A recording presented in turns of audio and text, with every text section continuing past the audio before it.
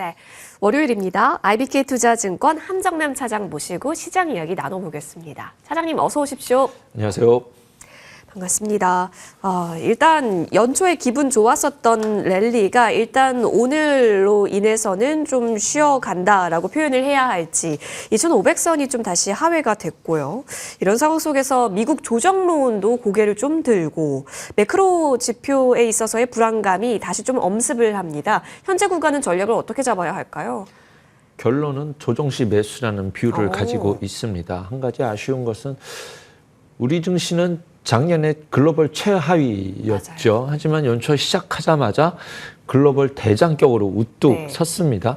뭐 시장을 선도해 나가는 이런 대장의 의미가 아니라 그만큼 작년에 안 좋았었던 모든 것들이 우리 증시에는 너무나 반영이 되어 있기 때문에 지난주에 미국 증시가 투둑 떨어져도 우리 증시는 그래도 굳건히 지켜내는 모습을 보여주고 있습니다.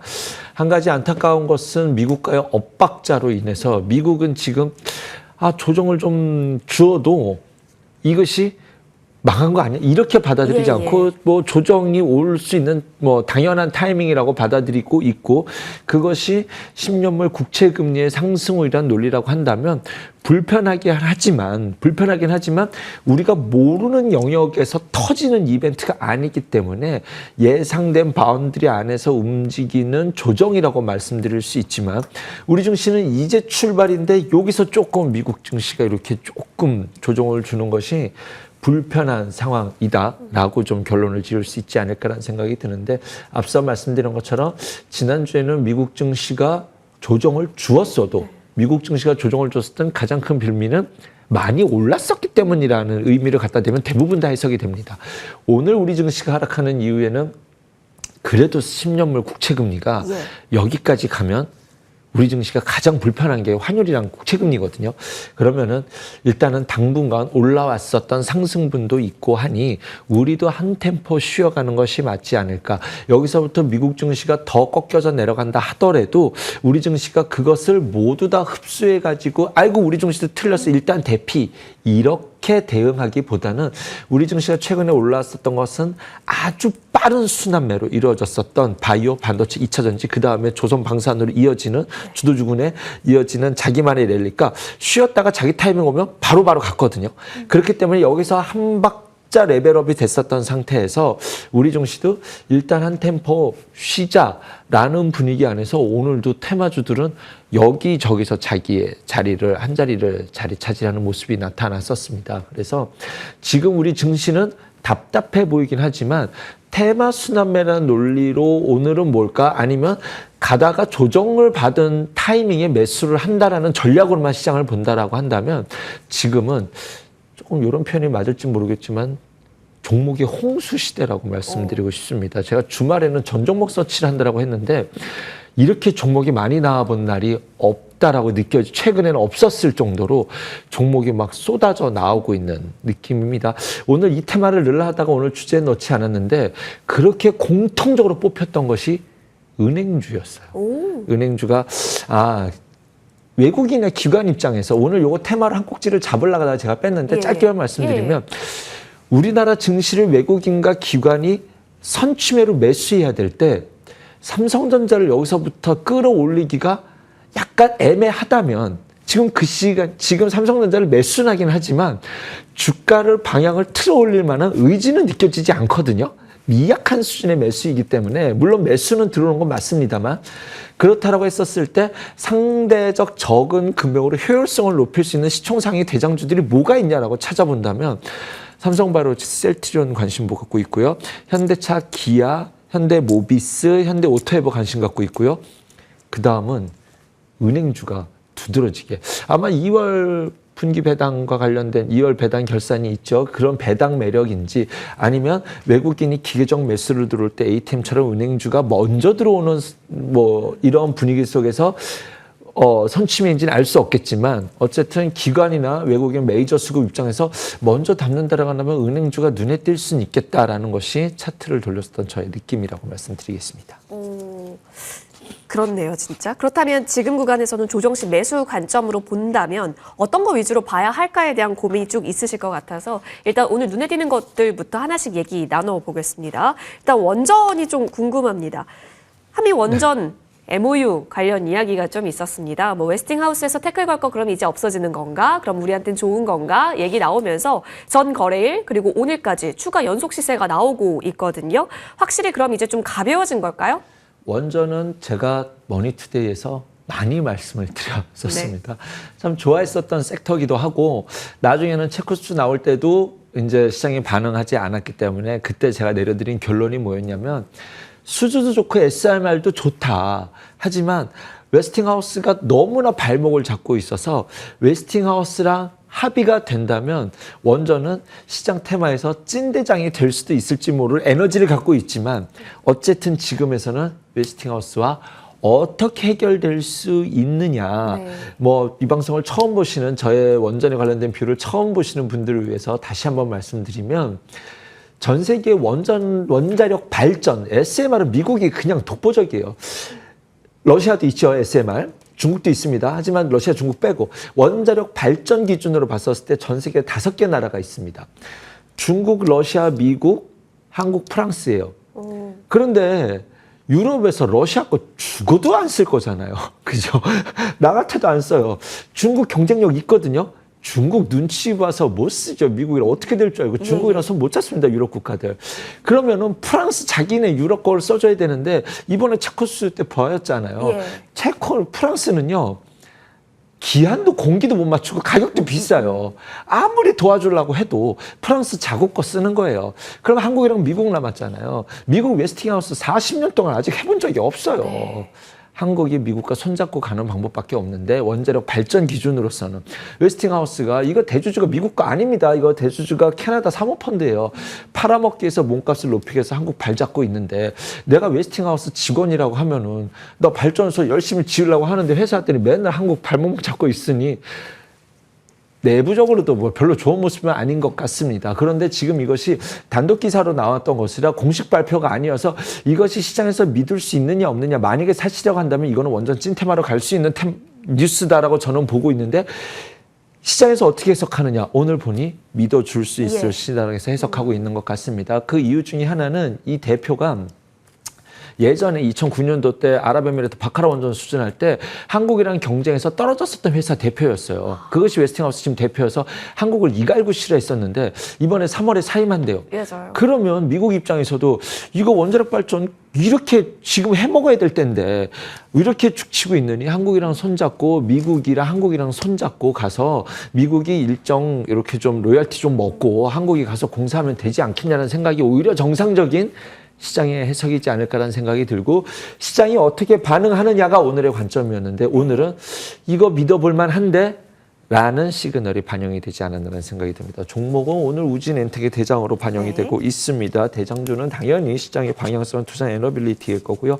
과거에 순환으로 움직였던 종목들이 G2파워, BHI, 일진파워, 보성파워텍, 우리기술이란 종목들이 이제 번갈아 가면서 대장의 한 자리를 차지했었다라고 보시면 될 것 같습니다. 그러네요. 진짜 확실히 이슈가 나오고 추가 연속 시세가 나오고 있다는 점에서 시장의 해석도 지금 우리의 시나리오대로 가고 있구나라는 점을 점검해 주셨습니다.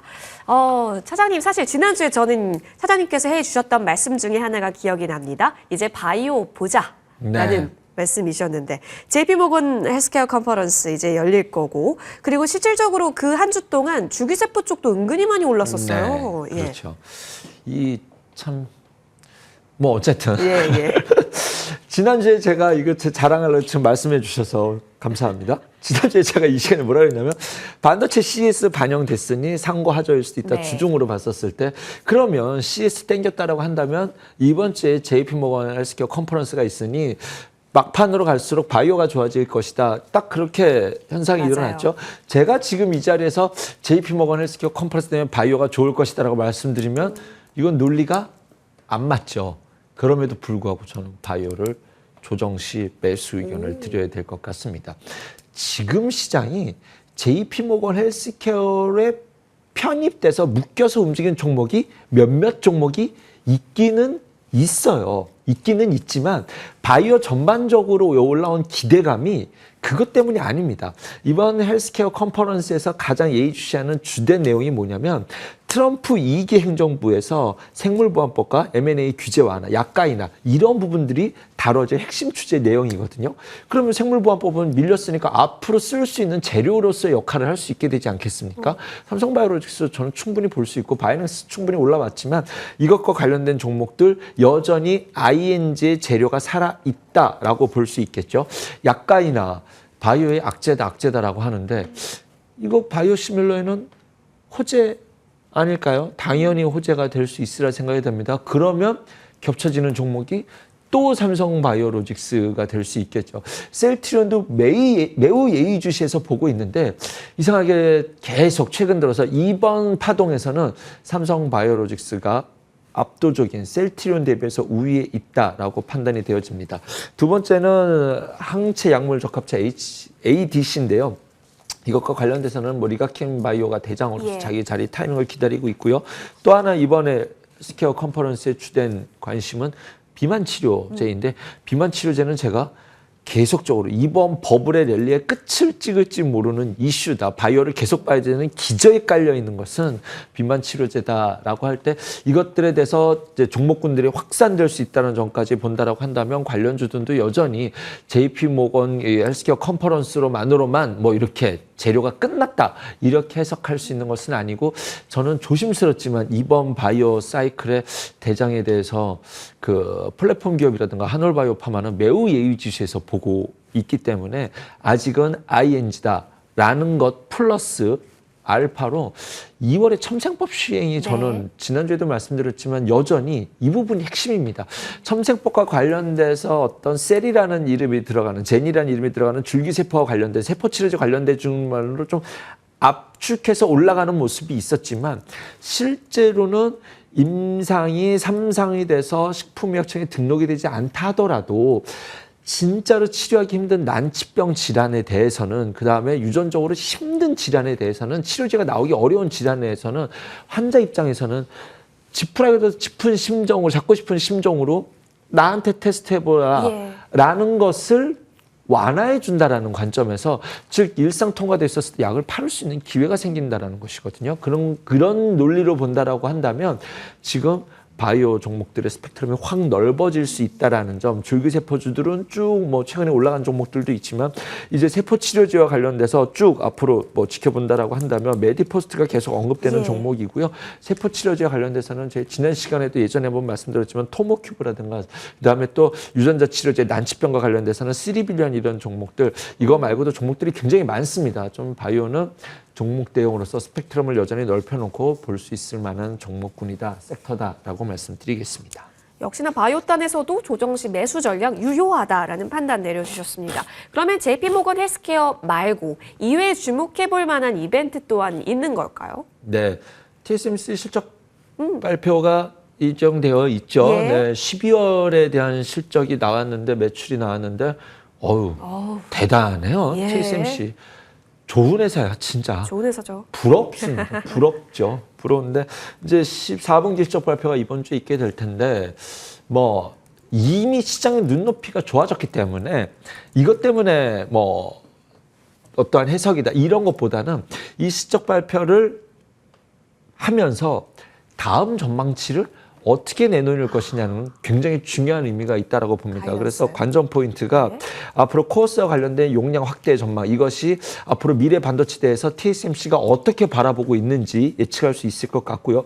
4세대 이나노 공장이라든가 애리조나 공장이 어떻게 진척되고 있는지 이런 상황들에 대해서 뭐라고 발표하는지 굉장히 중요한 반응이 될 것 같습니다. 하지만 이것이 한번 트리거가 된다면 지난주에 반도체가 쑥 좋았다가 지금 좀 이렇게 조금 쉬어가고 있지 않습니까?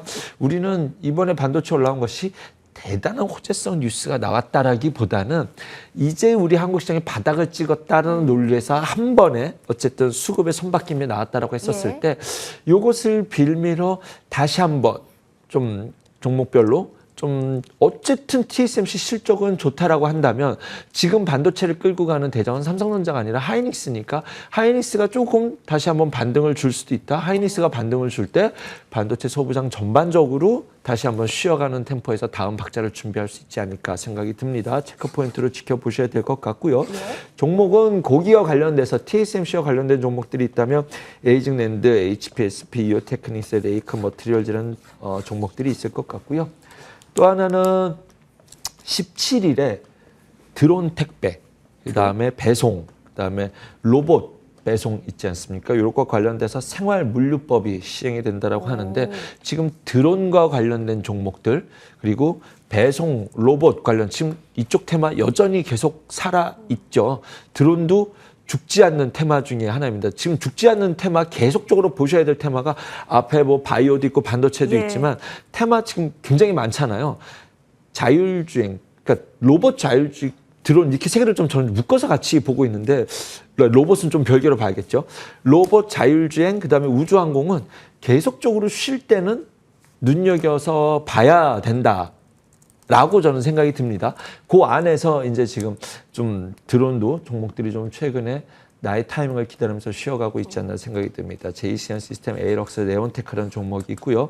로봇주들도 지금 이제 우후죽순 번갈아 가면서 삼성과 관련된 레인보우 로보틱스가 달려가더니 지금은 이제 LG전자와 관련된 종목들이 뭐 엔젤 로보틱스라든가 로보티즈라든가 이런 종목들이 다음 주자로 출발했죠. 그래서 이제 종목군들의 스펙트럼이 넓어지고 있는 과정 속에서 이제 좀 소형 집단으로 내려오게 되는 그림이 그려지지 않을까라는 생각이 듭니다. 배송 로봇과 관련돼서 스맥, 에브리봇 이런 종목들이 있는데 한번 눈여겨 지켜볼 만한 테마의 한 자리가 되지 않을까 생각해 봅니다.